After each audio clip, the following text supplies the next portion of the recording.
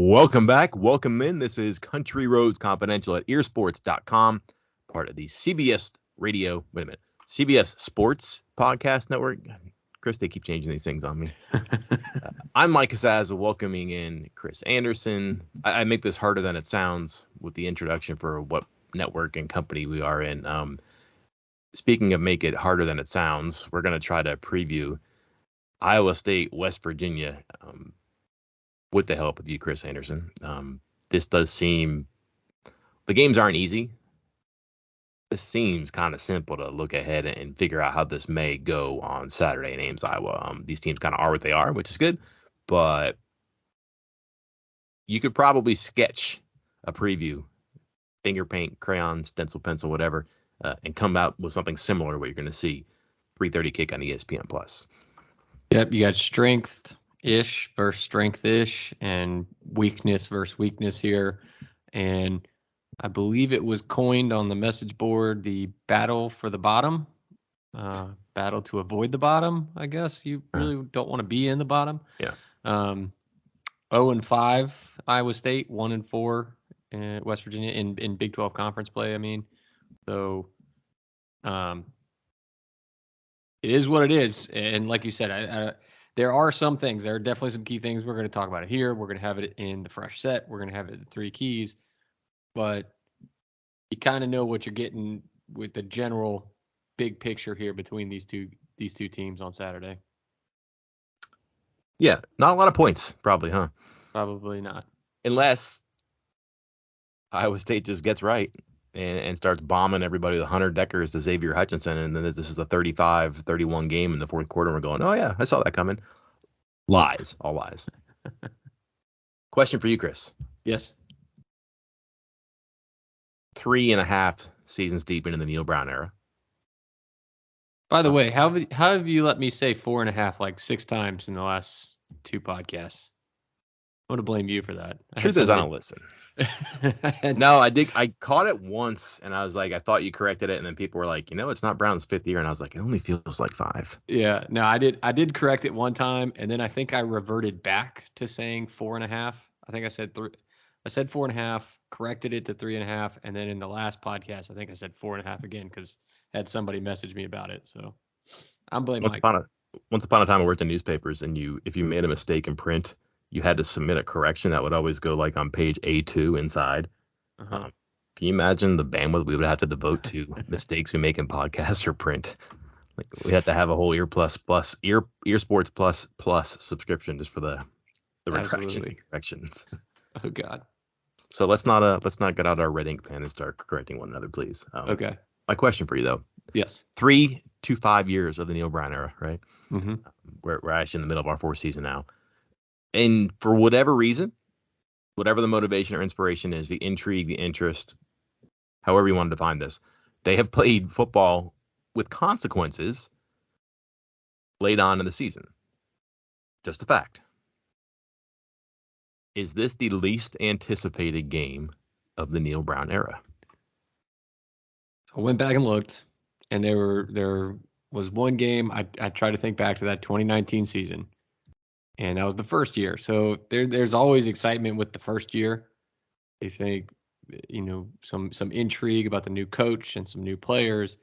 But there was that stretch from the first week of October through the second week of November where West Virginia lost 5 straight games. And they went from 3-1 and hey, is this team not terrible? Because they had beaten, I think the big NC State win in week 3 was notable. I think they got fans kind of riled up a little bit. Well, not only that, but right after they got destroyed in Missouri too. Right.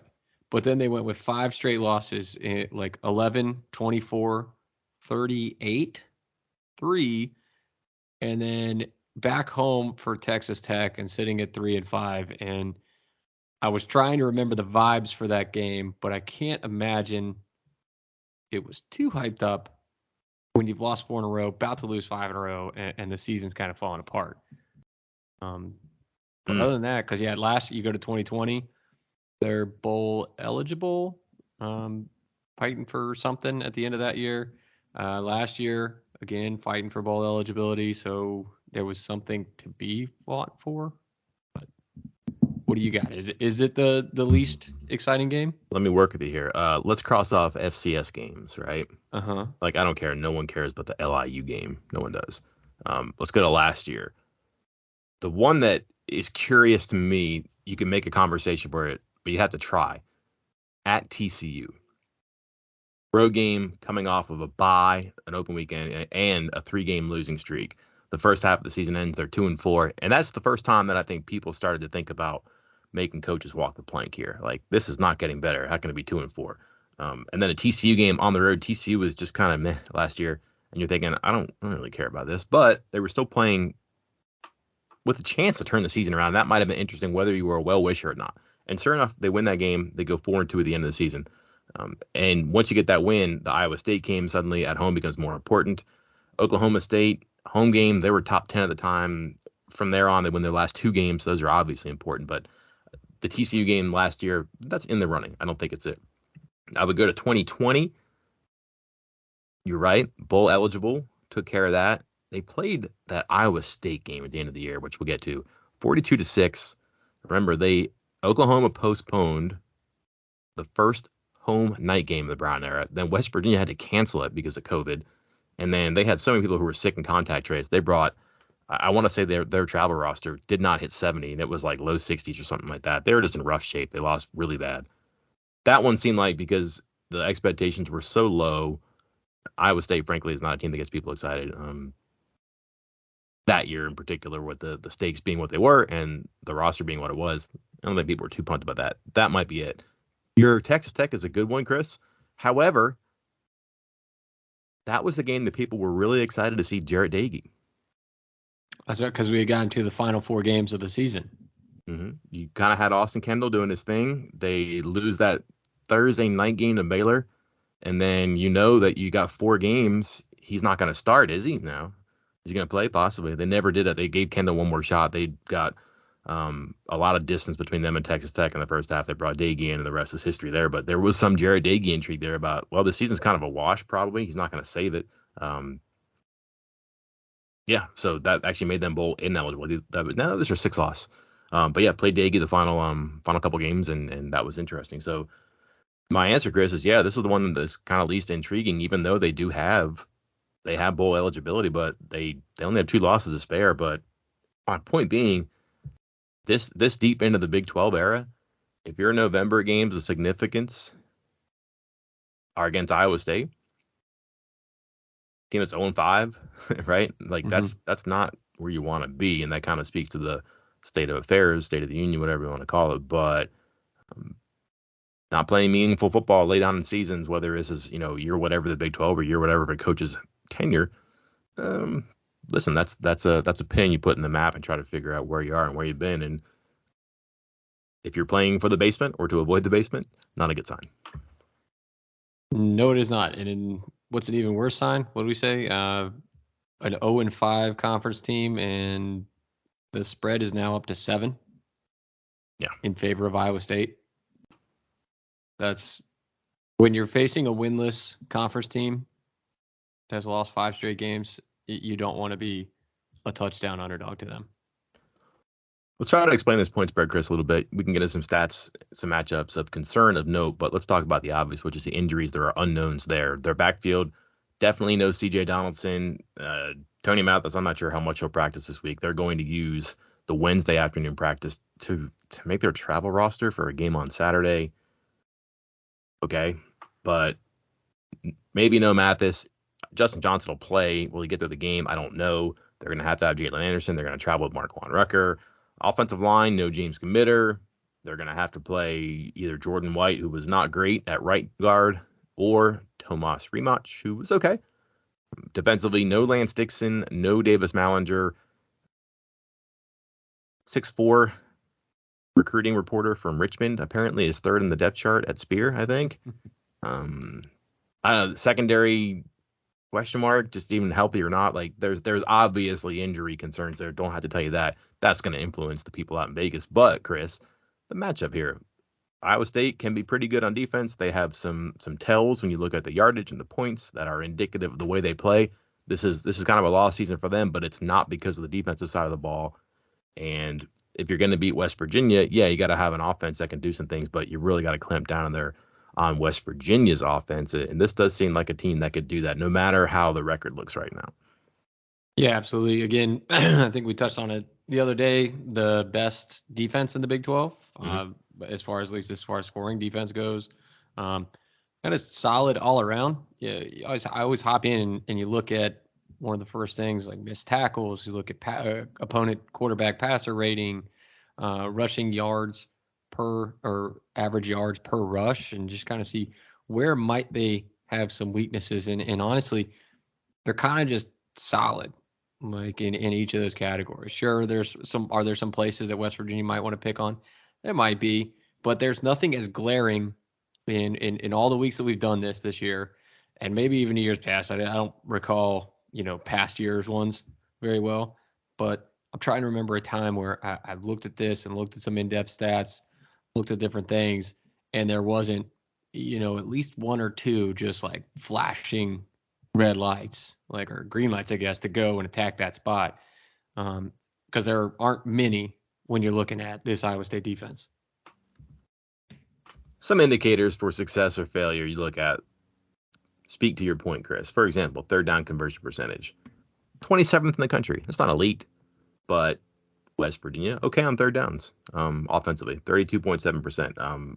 First down defense, which means the number of first downs that an opponent gets, Iowa State, 16 in the country, but that's a net total. So you're dividing that by games played, not per game. West Virginia, one of the best teams in the country, getting first downs per game. That's an interesting one. Rush defense for Iowa State. This one looms large because of West Virginia's running game. 26 in the country. Again, not elite. Good. Very good. These are all top 2, top 3 numbers in the Big 12.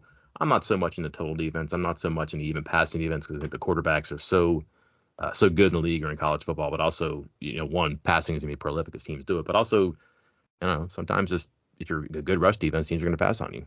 And sometimes just that's the way the game is played. Of note, though, probably scoring defense. Elite, especially in the second half of games, but 16.6 points per game. Going over their losing streak, Chris, they have lost these 5 games by a combined 28 points. Impressive. They're not getting boat raced either. They're not giving up a ton of points. In the 5-game losing streak, gave up 31 to Baylor, but since then 14, 10, 24, 27, and put an asterisk next to the 27. One is on a fake field goal by Oklahoma, and one is on a 1-yard run after an interception was returned to the 1-yard line. So in a traditional sense, 27 points, but 14 of them are from interceptions and special teams. So 13 points to Oklahoma's offense. So 31, 14, 10, 24, 13. Very consistent with the scoring output. So bend, doesn't break, maybe even doesn't bend a whole lot. Certainly not 3 bends like I gave them there, but they make it hard to sustain drives, convert third downs, pick up first downs, but also turn yardage, turn first downs into points. They are very stingy there. Yeah, absolutely. And they play a lot of guys. They rotate in and out all 3 levels. So they're they're deep by that definition. I do think there's probably better talent up there, but when you can rotate those guys and keep those guys in fresh, it allows you to do other things. It's the exact opposite of what West Virginia has on defense right now. And something that I bet a lot of teams wish they could do. And so they're rotating around, and not only are they rotating around, but I believe they're one of the fewest. I don't know if it's a pace of play thing. I think it's probably partly pace of play, but also their third down defense, as you noted, being top 25-ish in the country. They are, looking at it here, number 16 in total defensive plays. Again, what does that mean? I think it means a couple of those things I just said, like pace of play, that they get off the field on third down, that they maybe create some turnovers, but they rotate guys in, they keep them fresh, and you're not going to be facing their defense a ton, but you're going to get their best shot every time. Yeah. Turnover margin is important for them too. They've turned it over a bunch. Mentioned the interception return for Oklahoma. Baylor was +2 in their win. I think one of them set up a touchdown there too, if I remember correctly. But 31 points again, 7 come from the defense there. They're not on the field very much, and when they are on the field, you're right, they have good personnel, they're fresh, and also they just do stuff that used to be, unique's not the right word because it was copied or mimicked, but rare. It's much more common now, but maybe offenses have a couple more reps against it. Maybe they practice it or practice against it more in the course of a season because you see it from different opponents. But they're just good about playing 3 or 4 in the box, and all of a sudden you think, hey, I got to run. And there's 7 or 8 in there, and you're left going, why didn't I throw that ball outside? Why didn't I go deep? But they also don't give up a lot of deep plays either. Going to be patient day for West Virginia's offense. We'll see how that goes. Let's start with the Iowa State offense, though. Okay. And maybe the West Virginia defense here. Fewest big plays, like of any chunk plays in the conference, and you're going to find this in national conversation too. I didn't do the math, but like in the Big 12, by far the fewest 10, 20, 30, 40, 50, 60, 70, 80, and 90-yard plays. All of them belong to Iowa State, and that's just what they do. Their yards per attempt passing is like 6.7. Not good. They've had a hard time keeping running backs healthy and running it. Deckers is not a runner like Purdy does, who can convert third downs with his legs, or at least the threat of it. They're just not as dynamic. They do have a very good receiver. Their tight ends aren't what they were before that could just kind of go up over people and make plays. And some of the rebuild there by not having NFL talent, frankly, whether it's Purdy, whether it's Breece Hall. Hutchinson's an NFL player, but not enough of it. Hasn't been very explosive, hasn't been very efficient, and probably owes their defense a few more wins than what they have. Yeah, they're sitting in about almost dead last in the country in 30-plus yard plays from scrimmage, pretty low 20-plus yard plays. Just following along with what you said there because, yeah, they're not explosive. They just don't get downfield. They average about 1 play from scrimmage per game that goes 30 yards or more. Just 1. To put that in perspective, I mean, obviously Tennessee's on a different level than a lot of teams right now. They're averaging about 4. TCU, who West Virginia just played, is averaging 4.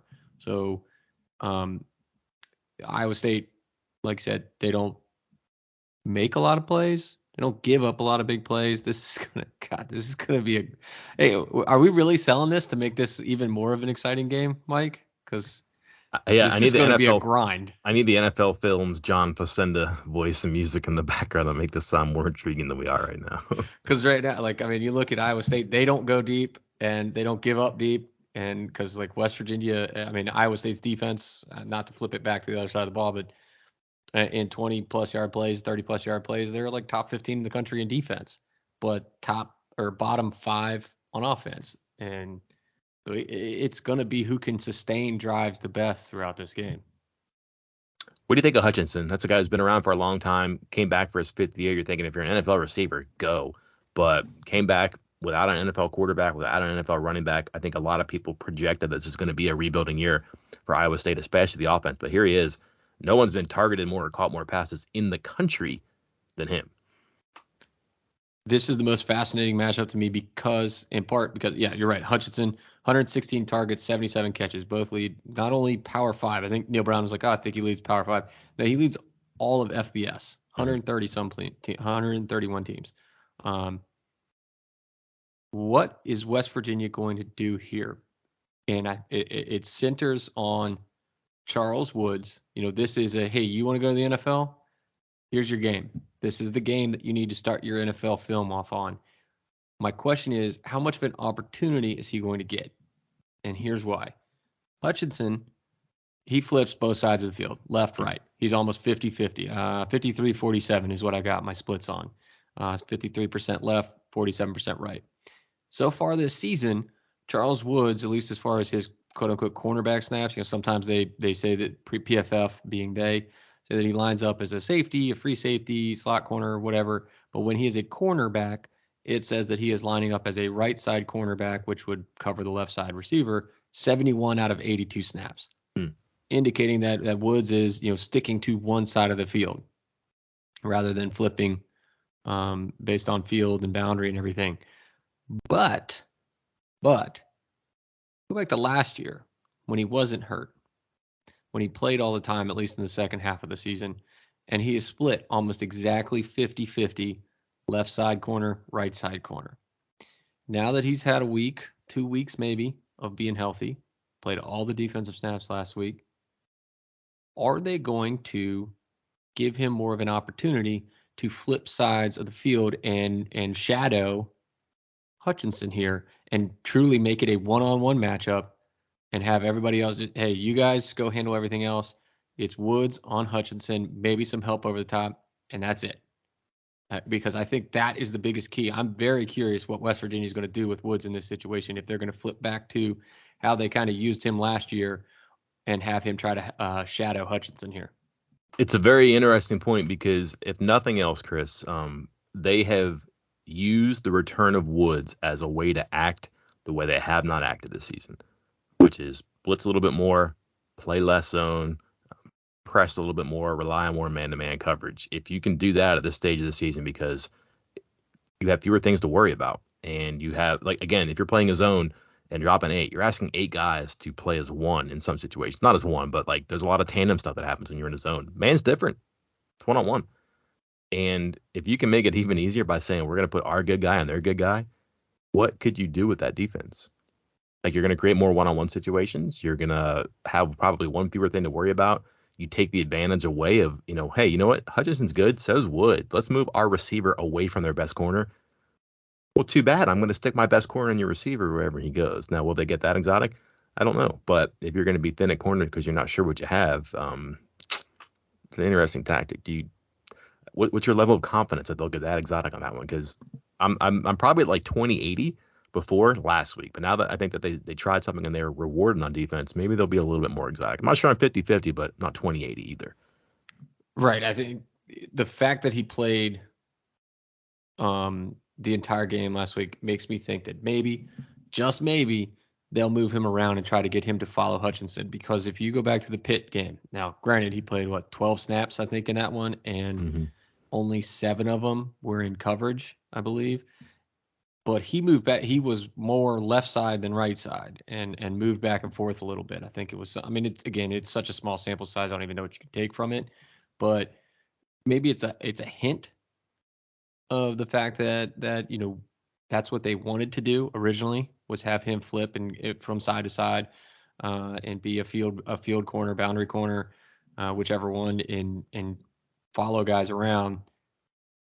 But then these last couple of weeks have been almost exclusively you're a right side cornerback. That's it. Doesn't matter if that's the short side of the field, wide side of the field. You are right side corner no matter what. And I think that might have been, hey, we're going to keep it simple because you've been gone and you've been hurt and you haven't been able to practice. And the rest of the guys on this defense, they're young, they're inexperienced, and we're having a hard time back here. So we're just going to try to keep it simple. And I think that fact right there, that the other, not the other 10, but the other 4 in the back end of the defense might struggle with the flipping and the flopping on the different sides of the field. That might be the only reason I think they might keep Woods from following Hutchinson around in this game. Pressure seems like a good idea. You can get into some numbers on the offensive line if you want, Chris, but nobody in the Big 12 has been pressured more than Hunter Deckers this year. 14 touchdowns, 10 interceptions. When he can hold on to it and throw it, he's got some weapons. One of their tight ends has like a 12.5 average depth of target, which means that they're looking for things and drawing things up for a tight end to get up the field. That takes time and pass protection. But if you play 3 tight ends, hey, you can do that. But yeah, 14 touchdowns, 10 interceptions, 7 throwaways, 17 sacks, 13 scrambles. He's either jittery or he's encouraged to move a whole bunch. He does not have a lot of time to throw it. About 7 yards in the air per throw, so they have to really work on their passing game. West Virginia believes it's been blitzing better. You kind of have to squint and scrunch your face a little bit to see that to be true, but you can also see some offensive linemen maybe having to be on their heels a little bit against a defensive line that suddenly is like, wait a minute, playing man, I'm going to have help from a linebacker. I'm going to have help from a spear or a bandit or somebody and come through here, and then maybe they play a little bit better. But this does seem like a good opponent or an opportunity to continue that experiment, play a little bit more pressure, blitz more, or just be a little bit more aggressive with your alignments and your personnel, and maybe not how often you blitz, maybe when you blitz or how many people you blitz when you decide to come. Yeah, here we go with my elite analysis here, Mike. It's great when you can get pressure without blitzing. I think hold on. I gotta write this down. Yeah, write that one down. If you can get pressure with 3 or 4, that's better than getting pressure with 5 or 6. And with Deckers, it's no different. Like you said, his under pressure numbers, it gets bad. But his when blitzed numbers that's when he's at his best. I mean, it's not bizarre. It means that he can read the defense. He sees it's coming. He makes those quick throws. He knows where to get it to and releases it quickly. But when he is blitzed, he has almost an 80 PFF grade overall. He has 9 touchdowns, 0 interceptions. He's completed 51 and 83 for 642. Yeah. So when he gets blitzed, he's great. When he's under pressure, it gets ugly. So it's get pressure, but without blitzing, which unfortunately for West Virginia, they haven't been able to do very well this year. And you look at those numbers, you said, scrunch your eyes, because we've been hearing them talk about, hey, we're blitzing more. Yeah, I mean, hey, again, it comes with the caveat of these are PFF stats with 100% accuracy, not guaranteed. But the last 2 games, they've blitzed 10 times and blitzed 9 times against Texas Tech, 10 times against TCU. The previous games, 6, 17, 3 against Virginia Tech, which just made me laugh hysterically, 8 against Kansas, and 7 against Pitt. So 9 and 10, kind of a little bit of above the median, but about the average for the season. And TCU was really like the one time that they found success with it.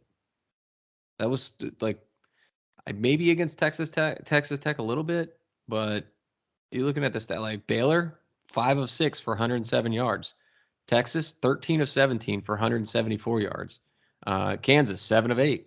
Pitt, 4 of 7 for 105 yards. And that Kansas game, 7 of 8 with 2 touchdowns. TCU was the first time, 3 of 10 with a pick, with a touchdown and an interception.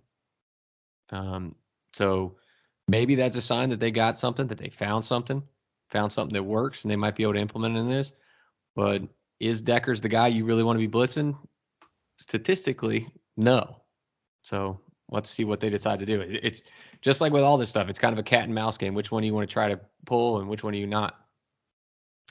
Fascinating counterpoint right there. So that's good. I would say that pay attention to something that Jordan Leslie said on Tuesday, which was, do you want to start off with what you're going to do that you think is effective, i.e. blitz, pressure, whatever, and let them get used to it, because you only have so many punches and so many tricks, right? Or do you save it for the right spots and maybe later on in the game? Don't know. We can get into some of the second half numbers here in a little bit. Long story short, Iowa State does not allow points in the second half. But you're probably also going to have to consider that they're going to throw it a lot. They threw it 50-some times last week. And, Chris, their running numbers, miserable. First 3 games, 176, 129, 163. They start 3-0. Great. But that's Southeast Missouri State, Iowa, intriguing, and then Ohio. Since then, 66, 26, 78, 74, 66. That's not attempts. That's yards. They just can't run the ball. They haven't been healthy. Jarrell Brock is missing time. They think could be back and probably as close to 100% as he's been. But this is not a team that runs the ball. And if you're in a game like you may see Saturday, I mean, why run into the failures here? Maybe we'll see some passing. So something to think about there. Are you ready to talk defense? Can I add on to the rushing thing real quick? Yeah. Okay. I think the reason, in part, that they fail running the ball is because they are so one-dimensional when they do. They run to one spot of the field and one spot of the field only. When they run off the center's butt, literally off of the center's butt, left or right, they are averaging almost 6 yards per carry. Like, that's great. You take 6 yards a chunk all the time. Except teams started to figure that out. They started pinching in a little bit, and Iowa State cannot run outside. They cannot run outside, and they are averaging about 3 yards per carry on designed runs that are not right off the center. Like, literally the entire rest of the field, as long as it's not running off center, they're averaging 3 yards per run, while 6 yards right up the center's butt. Yeah. Defensive line game. We'll see. All right, now defense here. We can spend a lot of time on the defense. Not sexy, but we'll still spend some time on it. But a whole bunch of metrics you can look at that are fun. But this game, adjustments, plans, all that stuff, that second half becomes very, very interesting to me because, again, they don't allow points in the second half. 6.0 points per game in the second half. Number 2 in the FBS to only Illinois, which is maybe the best defense in the country. West Virginia has been very good in the third and fourth quarters, especially the fourth quarter here. It just seems kind of foolhardy to think you're going to make a whole bunch of progress throughout the game against this defense here. But we also know Iowa State's defense, and West Virginia did succeed against it last year. The last opponent to score to reach 400 yards against Iowa State was West Virginia. Interesting little nugget there, and that game kind of came out of nowhere last year, where 122 yards rushing for West Virginia, over 4 yards a carry, 370 yards passing, Chris. There's a game plan there, I'm sure, but it doesn't happen very often. It hasn't happened since then. Yeah, I think the one thing that works in West Virginia's favor, and the offensive line has been better this year, but the one thing that works in their favor, and it's something that kind of plagued them last year, but I put this chart up in the old 3 keys, and I've rehashed it a couple times, but the yards per play for West Virginia was directly proportionate, or reverse, whatever, to the amount of pressures that the opposing team gets. Makes sense. The better the other team is at getting into the backfield, the worse West Virginia's offense was. And it was in, I guess, what is it? Direct negative correlation. Mm-hmm. Somebody smarter than me will figure that out, but the exact opposite. So, and no exceptions, absolutely no exceptions all of last year. And that was why you looked at teams like Oklahoma State that just destroyed West Virginia, Minnesota destroyed West Virginia. Those teams could get in the backfield. Iowa State, they cannot. They rank 107th in the country in sacks per game. Mm-hmm. They only have 2 guys who have gotten double-digit hurries, or 4 guys with double-digit pressures on the year. And I think this is an area where West Virginia is going to be able to give Daniels a little more time than maybe he's had at other parts this year. And they have been better than they were the year before. But I think he could end up with a lot of time unless Iowa State gets kind of tricky and starts blitzing some more too. It feels like if you stop Will McDonald, which is not easy, don't get me wrong. He's on the verge of the Big 12 sacks record. Stop him and maybe Vance a little bit. They really don't have much about getting in the backfield and pressuring plays too. So McDonald's pretty much 50-50 what side he lines up on. Vance, he's a linebacker, is going to be in the spot. But the way they play, those are the 2 guys they really rely on, have for quite some time. Those are their 2 pressure guys too, correct? That is who it is, yeah. Yep. So I mean, it's more than that, but again, like that's how they play. They don't rely on a whole bunch of exotic stuff and a whole bunch of people to get pressure, get in the backfield. They're just good at it too. Their secondary's been probably maybe I don't want to say the surprise, but they had to be good because they're replacing so much. They've been good. They have good players there. Injury of note there, Colby Reeder, a transfer, a 7th-year senior, one of 4 in the Big 12, 24 in the country, missed 2 games. He'll be back. He's a leading tackler for them, so their defense is actually going to be at full strength. They just have a lot of ways to do it here, but big plays, Chris, don't happen against them because they always have a safety deep. They keep those 3 deep and make you kind of guess and diagnose which ones will come down to help the run. It's just hard to really pop big plays against them. Teams don't do it very often.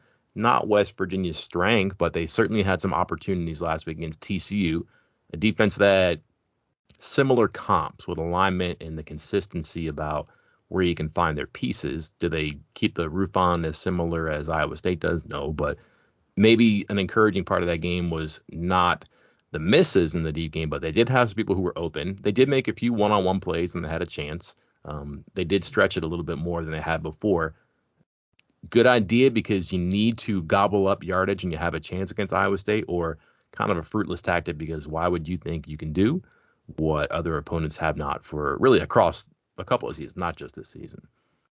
Yeah, there was they've been having this talk within the NFL this year so far of, man, all these defenses have adjusted and put extra safety back, done this and that to try to take away the big play. And man, it's like the first time we've ever seen that.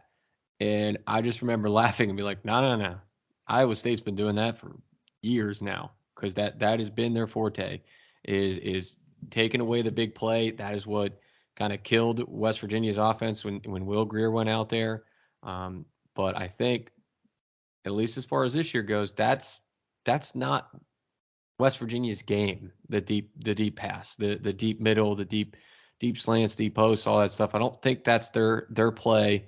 So yes, it makes it difficult because you have to, again, long, sustainable drives, 10, 12, 14 plays. West Virginia can do that. They've done that. But then they throw up the other roadblock of they did it because they were able to run the ball. Iowa State's pretty good in run defense. So do you need to get a short passing game going? Do you have to just say, screw it, we're going to run?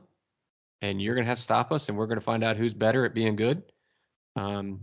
Honestly, I don't know what the answer is, but I do feel like that might be the situation that happens on Saturday. I think West Virginia is going to say, even with their running back, the injuries and everything going on, the lack of depth, I could see them just putting their head down and be like, nope, we're running it. Stop it. Try it. Let's do it. Two matchups to note: West Virginia's offense against Iowa State's defense. This comes from CFB Graphs. They do pretty wonderful game-by-game previous advanced statistics. But West Virginia's offense, early down success, 35 in the country. Third and fourth down success, 26 in the country. Iowa State's defense, 27 and 19. So you mentioned strength versus strength up top, Chris. There it is. And hey, it's going to be an early down game, but also a late down game. Yeah, obviously, but that just means that the value of possession, negative plays, positive plays, capitalizing on opportunities when they're there or creating opportunities is going to be important, because one team is very good on early downs. One team is stubborn on early downs, offense, defense. One team is good on third and fourth down offensively. One team is stubborn third and fourth down defensively. So you kind of get an idea how this game is going to settle here too. One last thing before we go. I won't go into tight ends. They just don't have a lot of tight ends this year, which used to be the trick and treat of playing Iowa State. They still do a lot with their formations, and they use their tight ends to formation and motion, shift, all that stuff. Special teams has been a problem for Iowa State. Was early in the year. They've had 3 punts blocked. They've had 4 kicks blocked. They have pretty poor field position because of their return game. Man, if there's a game for West Virginia to be competent on special teams, to make something happen to help their offense, this would be a good one here. They're capable of getting a hand up and doing something. We saw that 2-point conversion game against Baylor swing that game. We haven't seen much from the returns, but field position could be really important. Iowa State's offense, 99th in field position. West Virginia's defense, 79th in field position. They're not getting a whole lot of help there. West Virginia's offense, 113th in field position. Oh, man, can you do something here to make it happen? We'll see, but just watch on that, because it may be better now. They're the only FBS program starting a true freshman kicker and punter. And again, have had some issues with punt blocks, and I'm not sure if it was a PAT or a field goal, but 4 kicks blocked. Teams go after it. They've been getting them. They've been effective. Finally, Chris, we close with this. 3:30 kick, ESPN Plus. Road trip, West Virginia. Slow starts in the first half in the last 2 road games. 5 losses.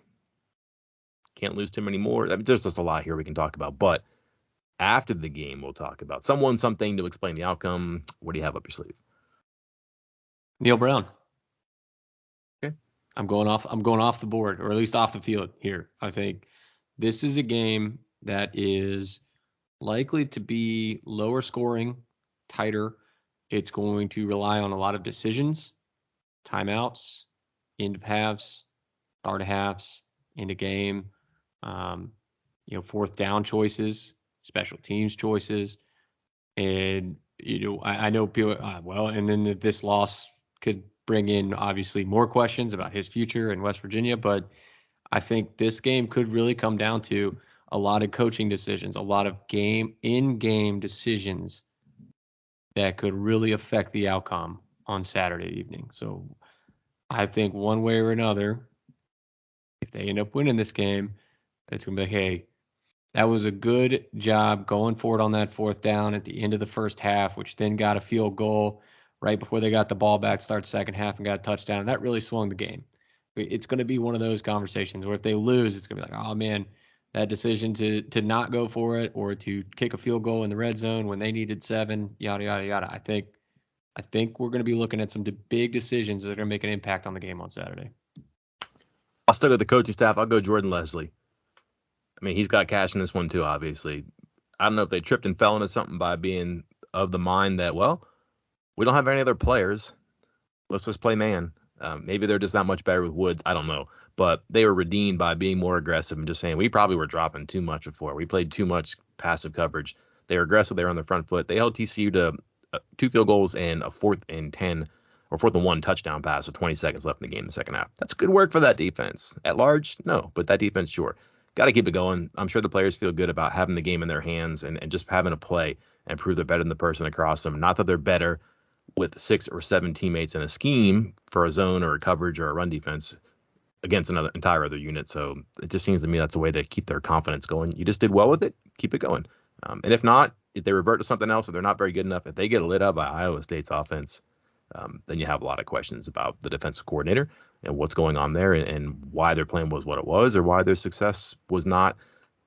There. How about that? Just why it wasn't there against an offense that has not been very good. And to be frank, Chris, if they lose on Saturday, who knows? Sunday could be a busy day for us too. We'll see. But that's something to talk about after the game. They will be at Jack Trice Stadium. 70 people, players, I guess, who be transferring. Ooh, transferring. How about that? Whoa, traveling, maybe transferring. We'll see. But next man up times 6, 7, 8 because they're injury problems in different spots. We'll see how they put it together. We'll have plenty of previews coming up. Your key matchups, my fresh set. Predictions, projections, previews from the coaches, from the experts, the typical preamble to a game. I'm out of words here. Are you good?